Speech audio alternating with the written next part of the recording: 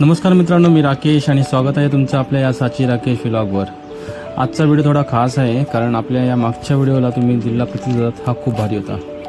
तुम्हाला आठवते का 2022मध्ये आपण आंब्याची झाडे लावली होती आणि त्यानंतरचा काही मला टाईम भेटला नाही व्हिडिओ अपलोड करायला। त्या टायमाला तुम्ही बघितलं असेल ती झाडे अगदी किती लहान होती आणि मनात एक विश्वास तर होता एक दिवस ही झाडे नक्की मोठी होतील आणि आपल्याला एक्सपेक्टेड रिझल्ट भेटेल। आणि आज तुम्ही इथे तो बदल इथे तुम्हाला इथे दिसतोय कशा प्रकारे ही झाडी मोठी झाली आहेत। अर्थात त्याच्यावरती मोठी मेहनत तर होतीच, कारण मी लावल्यानंतर प्रत्येक 3 वर्ष हे कंटिन्यू पाणी दिलेलं आहे त्याला। आता 3-3.5 वर्षानंतर पाणी थोडंसं मी स्टॉप केलेलं आहे कारण मी एक्सपेक्ट करते 4थ्या वर्षापासून मी आंबे घ्यायचे याला। अर्थात म्हणजे 2026मध्ये आंबे घेण्याचा प्रयत्न करत होतो।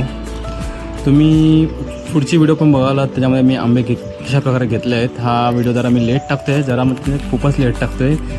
त्या टायमाला तुम्ही बघाल की कुठल्या टाईपचे आंबे मी लावले आहेत, किती प्रकारचे आहेत। माझ्याकडे टोटल 29च्या आसपास व्हरायटीज आहेत आंब्याच्या। त्यातल्या या फार्मवरती मी मोजकेच लावलेले आहेत। केसर आहे, आम्रपाली आहे, सिंधू आणि हापूस या मोजक्या व्हरायटी आहेत। ही रोपं आता उंच आणि हिरवीगार मजबूत झालेली आहेत।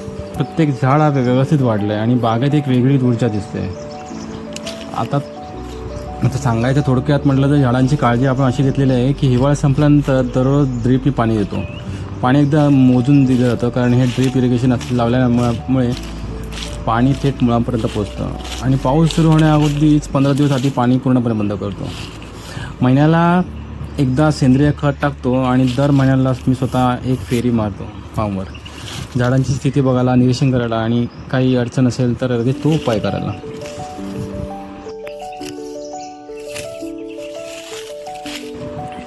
तुम्ही ते बघू शकता कशा प्रकारे हे झाडांची ग्रोथ झाली आहे। हा जो आहे सिंधू आहे, हे छोटी व्हरायटी आहे, हे हापूस आहे, ही पण हापूस आहे। खाली गवत खूप वाढलं होतं ते तसंच राहिलेलं आहे, तसंच ठेवलेलं आहे, साफ करायचं आहे। तुम्ही हा वरून टॉप व्ह्यू बघू शकता की संपूर्ण आंब्याची बाग एकदम सुंदर दिसते। खरंच निसर्गाचं एक वेगळं रूप इथे दिसते। जे मी एक्सपेक्ट केलं होतं त्याप्रमाणे इथे साकारलं आहे। ॲक्च्युली प्रयत्न करतो आहे अजूनही व्यवस्थित डेव्हलपमेंट करायची ह्या बागेची। यानंतर मी साईडला सगळी पेरूची झाडं पण लावलेली आहेत। टोटल 18 झाडं लावलेली आहेत, त्यातले 15-16 जगलेली आहेत। तर ती ही तैवान पिंक नावाची व्हरायटी लावली आहे। त्यांचीही ग्रोथ तुम्हाला आता मी येणाऱ्या पुढच्या व्हिडिओत दाखवेन कशा प्रकारे झालेत। अगदी 4-5 महिन्याच्या असतानाच त्याला फ्रूट सेटिंग झालेली आहे, पण तीही मी मोस्टली ती काढून टाकेन, ती घ्यायची नाही। सध्या तरी आपलं टार्गेट आहे झाडांची वाढ। ही टाकी इथे लावली आहे आणि असं वरून कंप्लीट झाडांची ग्रोथ तुम्ही इथे बघू शकता कशा प्रकारे झाली।